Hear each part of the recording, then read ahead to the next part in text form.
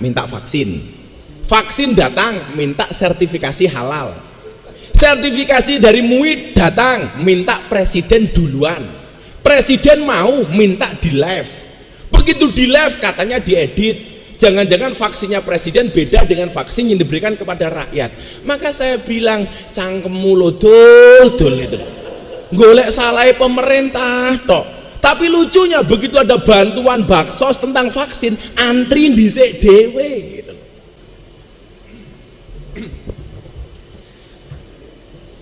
Pak Ganjar, kalau regulasi TV itu begitu on cam diperbolehkan untuk buka masker. Jadi diawali dengan menggunakan masker, dibuka dan ditutup dengan menggunakan masker. Maka mohon izin untuk buka masker supaya para janda tidak kecewa untuk melihat saya. Assalamualaikum warahmatullahi wabarakatuh. Hamdan wa syukranillah, salatu wassalamu ala rasulillah, la haula wa la quwata illa billah, amma ba'd. Hadratul muhtaramin, para kiai, kiai daroji dan semuanya yang saya muliakan, Pak Ganjar dan jajaran Forkompinda yang saya hormati. 6 bulan yang lalu saya masih ada satu pengajian off air di Pekalongan. Di tengah-tengah saya ngaji, saya ditelepon oleh seseorang yang sangat saya kenal. Beliau adalah Gubernur Jawa Tengah. Gus, mbok tolong jangan ngaji dulu. Sengaja telepon beliau saya angkat di tengah-tengah pengajian. Yang pertama ya karena saya cinta dengan Pak Ganjar. Saya katakan dengan Pak Ganjar, cintaku padamu memang tidak seindah surat cinta untuk setarlah, tapi yakinlah cintaku padamu lillahi ta'ala. Akhirnya saya angkat, kemudian saya sampaikan kepada jamaah, ini pelajaran bagi kita, bahwa di musim kayak gini kita harus manut dengan pemerintah. Di musim seperti ini kita harus manut dengan pendapat ahli. Maka Gus Miftah sering sampaikan, ikutlah pendapat ahli, jangan ikut-ikutan orang yang ahli berpendapat. Karena hari ini di medsos itu orang semuanya mampu untuk berpendapat. Tanpa Bapak Ibu sadari, Bapak Ibu ini sehari ini semua menjadi orang kaya. Kenapa? Karena semuanya punya TV pribadi. TV pribadi itu bentuknya apa? Medsos. Salah satunya Instagram, Facebook, YouTube dan lain sebagainya. Nah, disinilah kemudian saya pengen Bapak Ibu, kenapa saya angkat telepon Pak Ganjar di tengah-tengah saya pengajian? Akan saya tunjukkan kepada jamaah bahwa memang harus ada sinergi antara ulama dengan umaro. Maka saat itu saya bilang sama Pak Ganjar, oke, saya turun walaupun saya baru ngaji 10 menit. Kenapa saya turun? Karena amplopnya sudah dikasih duluan Pak Ganjar. Nah, dalam hal ini saya pengen kemudian menyampaikan kepada semuanya, termasuk kepada adik-adik SMK, bagaimana kemudian kita bersikap kepada pemerintah, bagaimana kita kemudian bersikap kepada pemimpin. Dalam satu dalil disebutkan, khairul ashabi mayadulluka alal khairi. Sebaik-baik teman adalah, sebaik-baik sahabat adalah yang menunjukkan kamu atas kebaikan. Maka kalau anak-anak milenial itu sering saya sampaikan, apa sih bedanya teman, pacar, dan sahabat? Bedanya adalah teman adalah 1000 orang yang datang di saat kamu senang. Pacar 1 orang yang membuat kamu lupa dengan 1000 orang. Tetapi sahabat adalah 1 orang yang tidak akan pergi di saat 1000 orang meninggalkan Anda. Nah, makanya saya menganggap Pak Ganjar ini pemimpin yang kemudian menjadi teman. Lah, teman tentunya mayadulluka alal khairi, yang menunjukkan kamu atas kebaikan. Maka begitu beliau telepon saya, Gus Miftah ini masih pandemi, tolong direm dulu. Ya saya manut. Demikian juga ketika saya punya kerentek, saya sampaikan kepada Pak Ganjar, termasuk kepada Presiden Jokowi. 2 minggu yang lalu nama saya menjadi trending topik kedua di Twitter, di bawahnya Mbak Wulan Guritno. Wulan Guritno trending topik nomor 1 karena kasus perceraiannya. Gus Miftah trending topik nomor 2 karena pengen menikahi Mbak Wulan Guritno. Bukan itu. Saat itu kemudian saya trending nomor 2, kenapa Pak Ganjar? Karena saat itu saya memberikan masukan kepada pemerintah, dalam hal ini Presiden Jokowi, terhadap perpres legalitas miras. Tapi tentunya kemudian kita sampaikan dengan cara yang baik. Karena model saya ini orangnya seneng guyon. Waktu itu saya bilang, Pak Presiden mohon ditinjau ulang. Kebetulan saat itu saya ditelepon sama Pak Kiai, saya tagih sirot. Saya mohon ditinjau ulang. Minuman keras yang boleh dikonsumsi dan halal cuma satu, Pak Presiden. Apa? Es batu. Walaupun kemudian tujuannya baik, maka ketika konferensi pers di PBNU bersama Kiai Said, saya sampaikan ini tujuan Presiden bagus untuk nambah devisa, tetapi dengan cara yang menurut kita kurang bagus. Maka saya sampaikan, kalau tujuanmu belum berhasil, rubah caranya, tapi jangan rubah tujuannya. Nah, tadi Gus Miftah sing gare larang gue loh Pak Imam. Maka posisi kita dengan pemerintah, ketika kemudian terjadi seperti ini, jelas bahwa perintah atiullah wa atiur rasul wa ulil amri minkum, perintah taat kepada pemerintah itu nomor 3. Setelah taat kepada Allah, kepada Rasul, baru kemudian kepada pemimpin. Artinya apa? Taat kita kepada pemimpin itu dilandasi karena ketaatan kita kepada Allah dan kepada Rasulnya. Maka begitu pemimpin-pemimpin ini ada salah, kewajiban kita adalah watawassaw bil haq watawassaw bis sabr. Saya mencatat beberapa hadis yang kemudian bisa kita jadikan dalil bagaimana kemudian kita harus memahami posisi pemerintah. Yang pertama, dikatakan la ta'ata fi maksiatin, innamat ta'ah fil ma'ruf. Kita tidak boleh taat kepada pemerintah ketika ada kemaksiatan, tetapi ketaatan itu adalah kepada kebaikan. Maka posisinya kemudian adalah orang-orang Ahlus Sunnah wal Jamaah menempatkan diri sebagai orang-orang yang moderat. Maka ayatnya kemudian dikatakan wa kadzalika ja'alnakum ummatan wasaton. Saya pengen anak-anak SMK memahami konsep wasatiyah, konsep moderat. Kalau kemudian bahasa Pak Sigit di presisi itu adalah moderasi. Jadi istilah deradikalisasi Mas Ganjar di kepolisian hari ini diganti dengan istilah moderasi dengan bahasa yang lebih halus. Wa kadzalika ja'alnakum ummatan wasaton, umat yang tengah-tengah. Dan luar biasanya ayat ini terletak tepat di tengah-tengah surat Al-Baqarah. Adik-adikku di SMK, Anda pahami kalimat ini, ummatan wasaton, umat yang moderat. Posisinya adalah bahwa Ahlus Sunnah wal Jamaah hadir di Indonesia dalam hal ini, mohon maaf, melalui Nahdlatul Ulama itu dengan 2 agen dan 2 agenda, 2 misi. Misi pertama adalah misi keagamaan, kemudian misi kedua adalah misi kebangsaan. Misi keagamaan mensiarkan akidah Ahlus Sunnah wal Jamaah dan menjaga keberlangsungannya. Kemudian misi kebangsaan adalah menjaga kesatuan, menjaga negara kesatuan Republik Indonesia. Maka dalam sejarah Ahlus Sunnah nggak ada Mas Ganjar itu melawan pemerintah atau menjatuhkan pemerintah yang sah. Saya ulangi, dalam politik Ahlus Sunnah nggak ada istilah melawan dengan pemerintah yang sah, apalagi menjatuhkannya. Posisinya di mana? Ummatan wasaton. Apa yang kita lakukan? Pemerintah benar kita dukung, pemerintah salah kita kritik. Tentunya mengkritik dengan cara yang baik. Hari ini banyak orang kemudian pengen mau mengingatkan pemerintah tapi dengan cara yang kurang baik.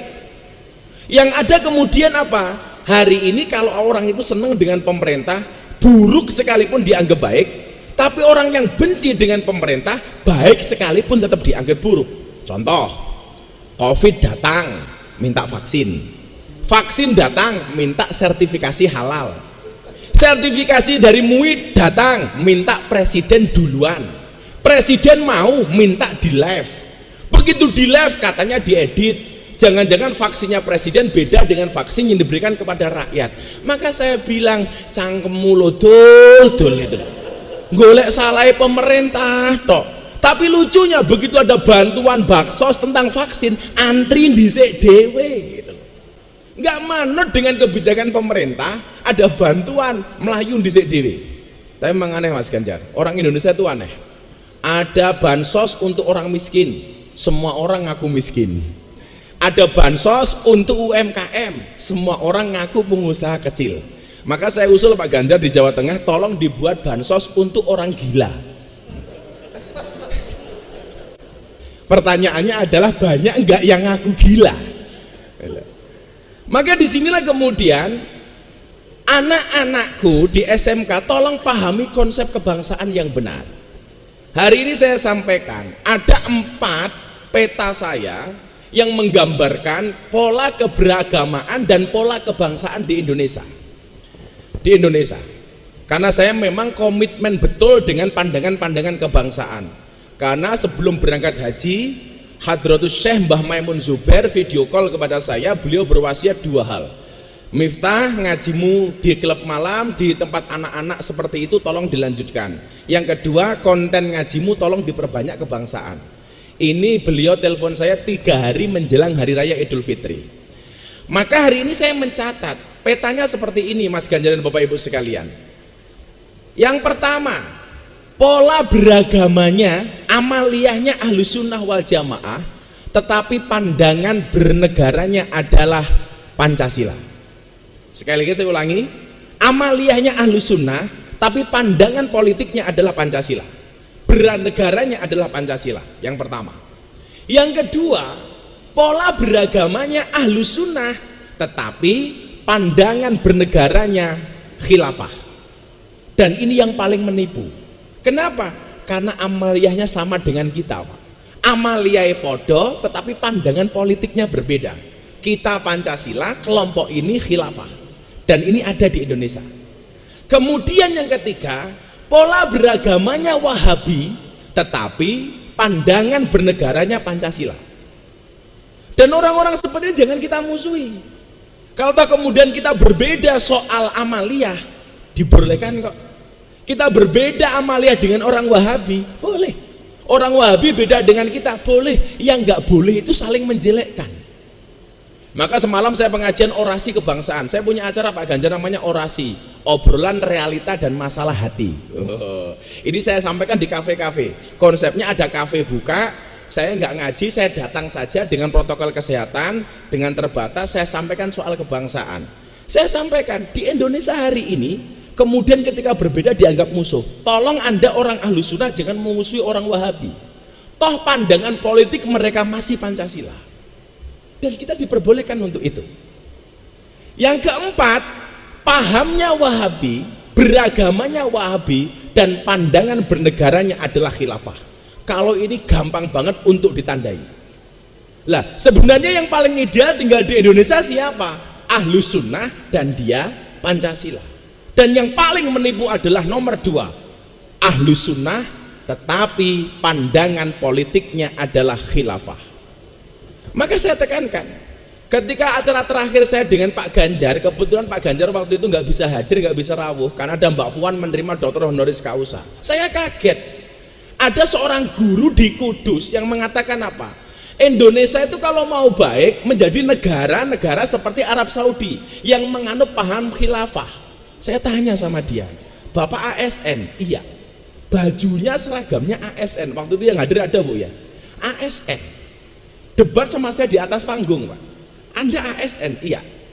Dari mana Anda punya data kalau Arab Saudi itu khilafah? Di sana kan dasarnya Al-Quran dan Al-Hadis. Benderanya la ilaha illallah Muhammadur Rasulullah. Saya bilang, Mas, dolanmu kurang adoh, turumu kurang bengi, kopimu kurang pahit. Gitu. Kenapa? Arab Saudi itu bukan negara khilafah, tapi negara al-mamlakah, kerajaan yang konsepnya beda dengan khilafah. Maka kemudian saat itu Mas Ganjar, saya ngelus dodone istri saya. Ya Allah, ASN masih ada yang berpaham khilafah. Maka hari ini saya sampaikan di depan Pak Gubernur, kalau ada ASN di Jawa Tengah, boh itu guru atau yang lainnya, dia berpandangan khilafah, saya sarankan kepada Pak Gubernur, ganti, copot, pecat. Kenapa? Karena itu gak sesuai dengan Pancasila. Maka adik-adik kemudian pahami, di musim pandemi seperti ini, Orang takut mati itu menjadi tinggi. Makanya gara-gara takut mati, orang kemudian sadar untuk beragama. Jangan sampai kemudian adik-adik saya di SMA, adik-adik saya di SMK, Anda salah milih guru. Gus Miftah sering mengatakan apa? Orang yang salah pergaulan itu lebih gampang dinasehati daripada yang salah milih pengajian. Kalau saya kemudian menasehati dulu mbak-mbak saya di Sunan Kuning, ini wali yang paling menyenangkan, Sunan Kuning, dulu sebelum tutup, saya lebih gampang menasihati mereka daripada orang yang salah milih pengajian. Maka kemudian dicontohkan bagaimana kita milih guru yang tepat, seperti dicontohkan oleh Imam Asy-Syafi'i radhiyallahu an. Bagaimana kemudian beliau mencari guru yang tepat? Karena gurumu akan menentukan bagaimana nasibmu ke depan. Disitulah kenapa seorang Deddy Corbuzier milih masuk Islam melalui Gus Miftah. Karena waktu itu saya bilang, Mas Deddy, besok Islammu itu seperti apa tergantung pintu masuknya. Kalau pintu masuknya suka marah, maka Islam akan penuh dengan kemarahan. Kalau pintu masuknya keras, maka Islammu akan penuh dengan kekerasan. Tapi kalau pintu masuknya ramah, maka Islammu akan menjadi Islam yang ramah dan menyenangkan. Saat itu Mas Ganjar, dia telepon saya, Gus, tolong saya dibimbing masuk Islam. Sudah, kamu cari guru yang lain saja. Toh teman kamu Ustadz banyak. Kalau kamu pengen Islam di Istiqlal, saya teleponkan Profesor Nazaruddin. Kalau mau di mana, saya silahkan. Tapi dia nggak mau, Mas. Dengan mengatakan apa? Gus Miftah dulu pernah bilang sama saya, besok Islam saya seperti apa tergantung pintu masuknya. Dan saya pengen masuk Islam melalui pintu yang ramah. Dan kalau saya harus masuk Islam melalui pintu yang ramah, this is you, not others. 2 minggu yang lalu Mas Ganjar, sebulan yang lalu saya diundang di acara Kick Andy. Salah satu bintang tamunya saya, dan salah satunya lagi adalah seorang, mohon maaf, mantan pendeta dari Semarang. Selesai acara, beliau seorang rohaniawan, jadi tersangka-tersangka terpidana mati di Nusa Kambangan, kalau mau dieksekusi beliau yang membimbing. Selesai acara Pak Imam, saya diminta nomor HP. Gus Miftah boleh nggak saya minta nomor HP-nya? Kenapa? Saya tertarik dengan Islamnya Gus Miftah. Saya tertarik dengan kemudian penyampaian Gus Miftah terhadap Islam yang ramah dan menyenangkan. Boleh nggak saya minta nomor HP-nya? Saya kasih, beliau WA saya. 2 minggu kemudian saya disamperin ke hotel. Beliau mengatakan apa sama saya? Kalau Gus Miftah bisa menjawab pertanyaan saya masuk Islam. Tak marahin, jangan masuk Islam Bu. Kenapa? Jadi orang Islam itu berat Ferguson, berat. Cukup aku saja, kamu gak akan kuat. Tapi ternyata dia ngeyel Mas. Akhirnya dia bertanya satu pertanyaan. Pertanyaan beliau waktu itu adalah, dari mana Gus Miftah yakin yang dipotong oleh Ibrahim itu lehernya Ismail bukan Ishak? Dari mana Anda bisa meyakini? Karena dalam Al-Quran itu gak ada nama Ismail di situ, yang dipotong Ismail. Dari mana Anda meyakini? Kalau Gus Miftah bisa meyakinkan saya bahwa yang dipotong itu adalah Ismail dengan dalil yang tepat, saya masuk Islam. Saya terangkan 20 menit, akhirnya dia mengatakan ini yang sari jawabannya, dan saya menyatakan masuk Islam. Saya pengen kemudian Islam itu digambarkan dengan yang menyenangkan. Maka saya mengatakan orang non-Islam itu tidak melihat Quranmu, tidak melihat hadismu, tidak melihat kitab sucimu, tetapi orang non-Islam melihat akhlak dan perbuatanmu.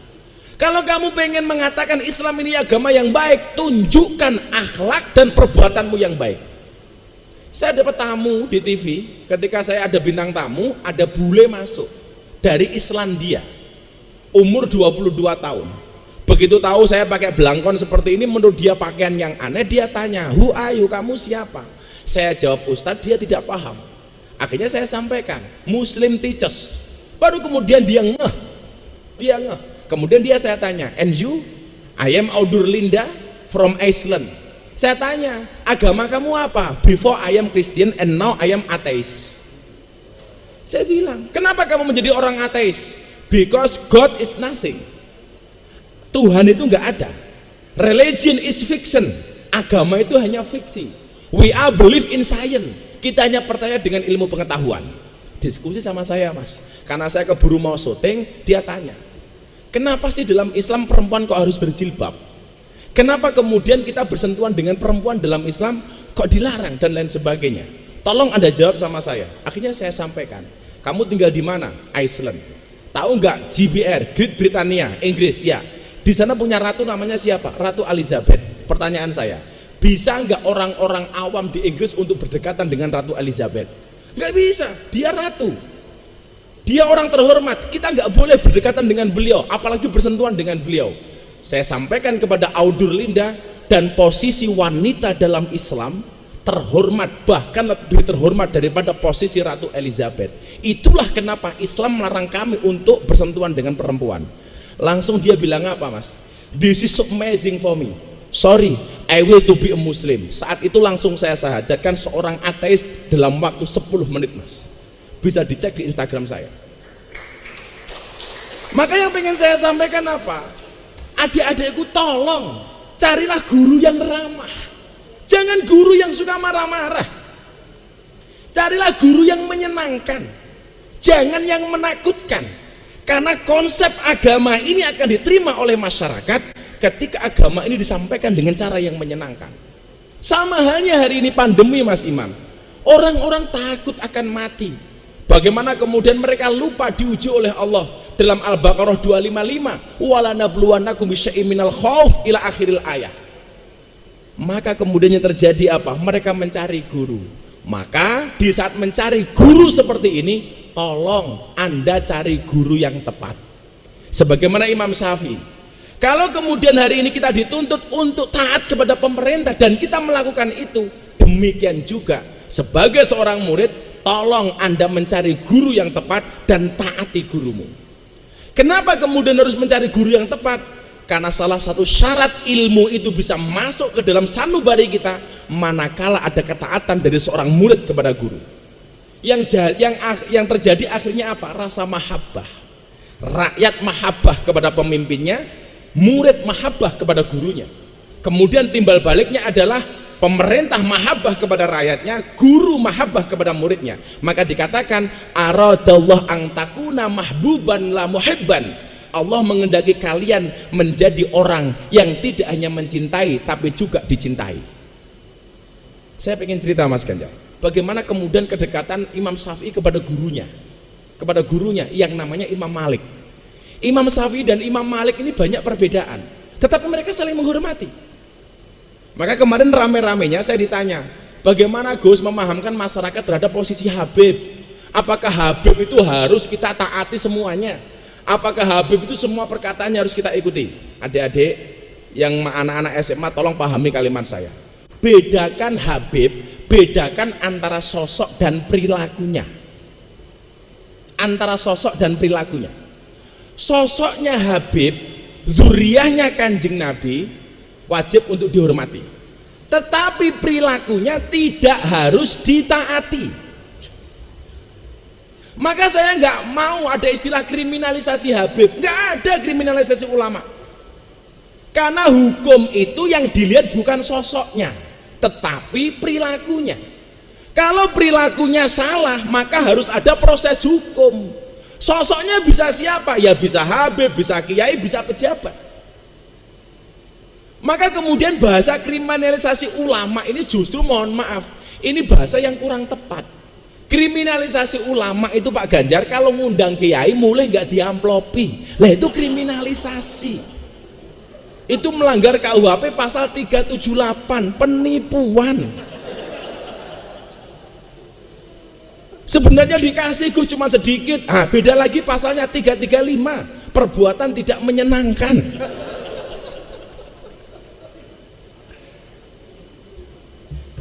Saya sampaikan, bagaimana kemudian seorang Syafi'i menghormati gurunya walaupun berbeda pendapat. Jadi kalau ada Habib, hormati sosoknya, tapi tidak harus kemudian diikuti perilaku dan perkataannya. Maka dikatakan dalam kitab taklim, al-hurmatu khairum minat ta'ah. Hormat itu lebih didahulukan daripada taat. Begitu kita tidak taat, belum tentu kita membenci dia. Contoh begini, yang sering saya sampaikan, Imam 4, Imam Madhab, soal tahiyat itu kan semuanya berbeda, Mas. Imam Syafi'i asyhadu alla ilaha illallah sampai fil alamina innaka hamidum majid. Imam Hanafi asyhadu alla ilaha illallah asyhadu alla ilaha illallah, sekali naik langsung turun. Hanafi. Imam Maliki, setiap ketemu kalimat Allah tangannya diangkat. At-tahiyatul mubarakatuh shalawatu thayyibatulillah assalamualaikum ayyuhan nabi wa rahmatullah assalamualaikum wa ala ibadillah asyhadu alla ilaha illallah. Tuing tuing tuing setiap ketemu kalimat Allah. Imam Hambali dari awal sampai akhir tangannya digerak-gerakkan. At-tahiyatul mubarakatuh shalawatu thayyibatulillah. Gus Miftah ikut yang mana? Saya ikut pendapatnya Imam Syafi'i. Tapi bukan berarti saya membenci pendapatnya Imam Hanafi. Tapi bukan berarti saya membenci pendapatnya Imam Maliki. Saya seperti ini, asyhadu alla ilaha illallah. Demikian juga ketika Anda memutuskan menggunakan Hanafi begini-begini, boleh. Maliki begini-begini, boleh. Hambali begini-begini, boleh. Ya nggak boleh begini-begini, Mas Imam gitu. Terus tahiyat begini-begini gitu. Nah, hormati sosoknya, tapi jangan diikuti perilakunya ketika perilaku itu mohon maaf tidak sesuai dengan ajaran akidah Ahlussunnah wal Jamaah. Dicontohkan oleh Imam Syafi'i, bagaimana kemudian dia berguru kepada Imam Maliki. Akhirnya di antara mereka ada mahabbah, sampai puncak mahabbah itu anak-anakku SMK dan SMA. Imam Maliki satu malam tidur bermimpi ketemu dengan Rasulullah. Di saat itu Rasulullah mengatakan kepada Imam Malik, wahai Imam Malik, baligh salami ila Syafi'i, sampaikan salamku Rasulullah kepada muridmu namanya Imam Syafi'i. Mahabbah, sampai gurunya mimpi ketemu Rasulullah, Rasulullah nitip salam kepada Imam Syafi'i. Begitu dia bangun, disampaikan mimpi ini kepada muridnya Imam Maliki. Kamu sekarang sowan ke pondoknya Imam Syafi'i, sampaikan kepada Syafi'i, semalam saya Maliki bermimpi ketemu Rasulullah dan Rasulullah menitipkan salam untuk dia. Datanglah murid kepada rumahnya Imam Syafi'i. Pak Kiai, kula didhawuhi kali Pak Kiai Imam Malik, bilih wau dalu Kiai Imam Malik mimpi kepanggih kali Kanjeng Nabi nitip salam kali panjenengan. Ini mahabbah, Mas. Jadi puncak tertinggi dari rasa hormat itu adalah mahabbah. Saya menghormati Mas Ganjar menghormati saya, jatuhnya adalah mahabbah, rasa cinta. Maka kemudian tadi mengingatkan ketika ada salah. Imam Syafi'i dikasih salam seperti itu dari Rasulullah, senangnya minta ampun, Mas. Itu kalau surur tahadus bin nikmah, jubahnya dicopot diberikan kepada santri yang memberikan salam kepada dia. Nyoleh tak hadiah. Karena Imam Syafi'i tahu, wa idza khuyyitum bi tahiyatin fahayu bi ahsani minha. Kalau kamu dihormati, maka kamu harus lebih menghormati dia. Dikasih jubah. Sampai rumahnya Imam Malik, santrinya tersenyum dipanggil oleh Kiai Imam Malik. Kowe guyu-guyu dhewe ngopo? Nyuwun sewu Kiai, kula diwenehi jubah kali Imam Syafi'i. Apa kata Imam Malik? Boleh nggak saya pinjam jubahnya? Untuk apa Kiai? Jubahnya Imam Syafi'i akan saya cuci dan bekas air minumnya akan saya minum, bekas air cuciannya akan saya minum. Kenapa? Syafi'i ini bukan orang main-main. Sampai Rasulullah nitip salam kepada Syafi'i, jubahnya dicopot, Mas, kemudian bekas cuciannya diminum oleh Imam Malik. Inilah puncak mahabbah. Maka kenapa saya sarankan jangan sampai salah milih guru. Al ilmu bila saykhin fasyaikhu syaiton. Ilmu tanpa guru, gurunya setan. Salah milih guru, guru nembahne setan. Sampai satu ketika Mas Ganjar, saya senang cerita Imam Syafi'i itu. Imam Syafi'i mulang di masjid. Begitu mendengar muridnya mulang di masjid, Imam Maliki datang sembunyi-sembunyi, khawatir mengganggu fokus dan konsentrasinya Imam Syafi'i. Beliau berdiri di belakang tembok mendengar pengajian Imam Syafi'i. Beliau menuliskan khot di tembok Masjid Nabawi. Apa tulisannya? Man aroda ilmu nafis fa'alai bi Muhammad bin Idris. Barang siapa menghendaki ilmu-ilmu yang penting, hendaknya dia ngaji dengan Muhammad bin Idris Imam Syafi'i. Begitu Imam Syafi'i keluar melihat khot gurunya, apa yang dilakukan oleh Imam Syafi'i? Beliau tersenyum, kemudian menambahkan tulisan di bawah tulisan Imam Malik. Apa tulisannya? Wa kaifa yakunu dzalik wa ana tilmidu Malik. Bagaimana saya bisa menjadi seperti ini? Wong saya ini muridnya Imam Malik. Makanya tolong ya adik-adik, di saat hari ini Anda ketakutan dengan pandemi, Anda hari ini sadar tentang agama, tolong nyarilah guru yang benar-benar tepat. Maka guru-guru ini akan mengarahkan kepada kita, kita nggak boleh takut berlebihan dengan pandemi. Kita harus prokes, kita harus menjaga protokol kesehatan, tapi kita nggak boleh ketakutan dengan pandemi ini. Saya sering mengatakan apa? Ketuklah pintu langit dengan doa, karena yang terlockdown hanya buminya, langitnya masih terbuka untuk semua hambanya. Berdoalah kepada Tuhannya corona, supaya corona segera dihilangkan. Jangan gara-gara corona kita kehilangan Tuhan. Saya sampaikan apa? Bukan ombaknya yang besar, tetapi perahunya yang terlalu kecil. Bukan ujiannya yang besar, tetapi iman kita yang terlalu lemah. Maka kemudian apa? Kita ikuti aturan pemerintah, tapi jangan kemudian kita terlalu parno, Pak. Terlalu parno. Toh kemudian ajal kita itu matinya karena apa? Sudah ditentukan oleh Allah. Hari ini kita nggak mau keluar rumah, pakai masker, semuanya dilakukan. Ternyata matinya di rumah bukan karena corona, diamuk bojone mergo ora duwe penghasilan. Maka menyikapinya jangan berlebih-lebihan. Gini aja lah Mas, coba Anda bayangkan ini. Saya mau tes psikologis Anda semuanya. Coba Anda bayangkan, kalau Anda kemudian naik perahu di sungai, kemudian perahunya bocor. Perahunya bocor. Di sekeliling perahumu ada banyak buaya. Apa yang harus kamu lakukan?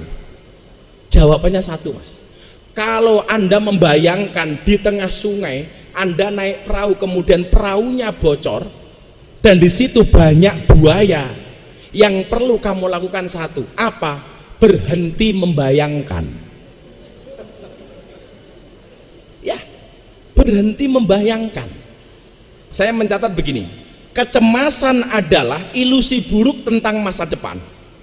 Daripada membuang waktu kita untuk cemas terhadap apa yang belum pasti terjadi, lebih baik mempersiapkan diri untuk menghadapi. Makanya kenapa kita butuh simulasi-simulasi. Saya ulangi, saya tuh kebetulan hari ini paling seneng Mas membuat quote-quote. Kayak saya kemarin acara di TV terakhir sama Mas Sandiaga Uno. Saya tanya, Mas Sandi suka apa olahraganya? Lari, bersepeda, apa jalan? Dia bilang, saya suka lari Gus. Kalau Gus Miftah, saya lebih suka jalan. Kenapa Gus? Karena hidup tentang perjalanan bukan pelarian. Makanya kalau adik-adik lihat Pak Ganjar sukses seperti ini, Anda jangan lihat suksesnya. Ingat, sukses itu melalui banyak proses, bukan melalui banyak protes. Maka kalian harus tahu kenapa keringat itu asin. Jawabannya sederhana. Kenapa keringat itu asin? Karena dalam perjuangan nggak ada yang manis. Pak Imam, tambahi.